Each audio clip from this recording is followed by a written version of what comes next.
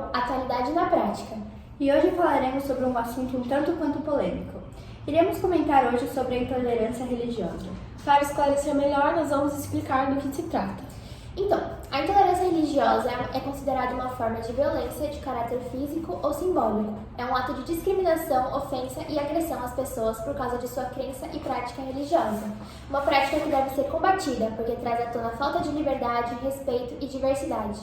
Bem, segundo os dados do portal Diz que Sim, do Ministério Familiar, da Mulher e dos Direitos Humanos, foram registrados 477 casos de intolerância religiosa em 2019, 353 casos em 2020 e 966 casos em 2021.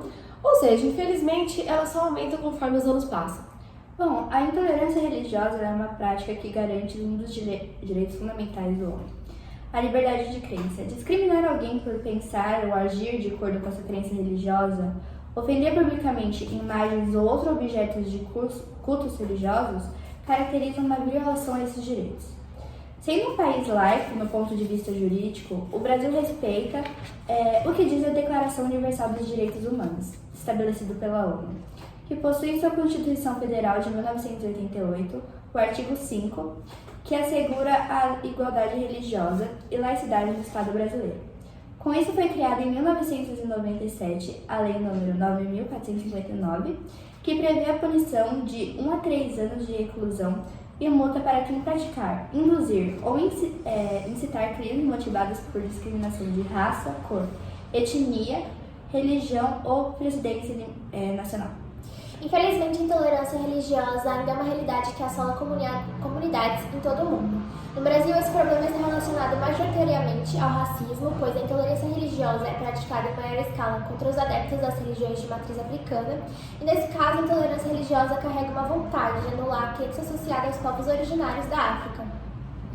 Tendo isso em vista, os dados divulgados pela mesma fonte mostram que no Brasil, a maior parte das denúncias feitas por vítimas de intolerância religiosa é contra Umbanda e Candomblé.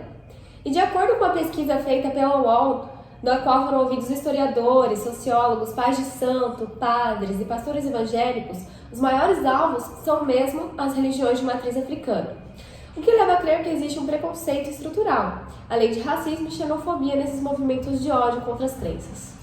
Bom, a xenofobia e o racismo têm sido vistos mais ativamente quando se fala de intolerância religiosa. Terreiros e centros de Umbanda e Candomblé são os alvos mais constantes, além dos ataques contra os muçulmanos, por exemplo. A casa de Umbanda Santa Bárbara e Pai São João do Iné foi invadida no ano passado, por exemplo, e deixaram mensagens como a Casa do Diabo e Pai de Santo do Diabo. E agora realizaremos uma entrevista com uma pessoa que preferiu não ser identificada, mas vai ser representada pela nossa jornalista Larissa. Bem, de acordo com a sua trajetória na religião, como você analisa a questão de intolerância religiosa, especialmente em relação às religiões de matriz africana? Bom, é muito importante a gente tratar sobre esse assunto, porque às vezes a gente fala, mas não tem intolerância religiosa. E na prática, quando a gente vai ver, a maioria de bullying, de exclusão, assim, é causado justamente com o pessoal da África, que tem uma cultura diferente, acabam generalizando, é macumbeiro, e na verdade não é. E parte dessa distinção, desse ambiente caótico, é feita até pelos próprios africanos. Ou seja, um contradiz o que o próprio povo diz, entendeu? Então acaba virando uma bola de neve e aquilo acaba ficando sem fim. Desde o seu início na religião, é possível pontuar as mudanças religiosas positivas e negativas em relação ao combate à intolerância religiosa em terreiros de Umbanda e Candomblé? Bom, de uma forma bem resumida e fácil, é importante dizer que antigamente quem era da matriz africana, de fato, e fazia parte do Umbanda, Candomblé, etc., eles sofriam mais intolerância e tinha aquilo, você deve apanhar, e batiam e sacrificavam, enfim, era uma coisa muito, muito mais cruel. Porém, hoje em dia, tratando de intolerância religiosa de jeito muito mais amplo, qualquer tipo de piadinha já é considerada ofensiva, né? Então, ainda há alguma coisa muito, muito, muito forte. Você já sofreu um tipo de ataque desses grupos intolerantes quando se assumiu candomblessista? Bom, com certeza, principalmente aquelas crianças, sabe, atentadas. Ah, vamos mexer com a macumbeira e não sei o que, e acabava caindo pedras no telhado e xingavam e falavam que eu ia catar os bichos, ia oferecer em sacrifício, então sim. E para encerrar, quais são os possíveis caminhos para o combate à intolerância religiosa?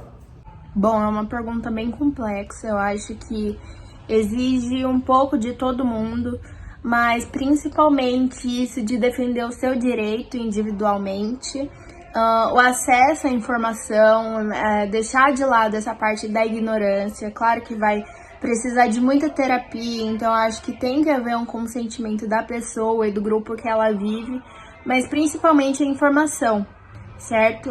Sem saber, uma pessoa nunca vai atacar ou deixar de atacar.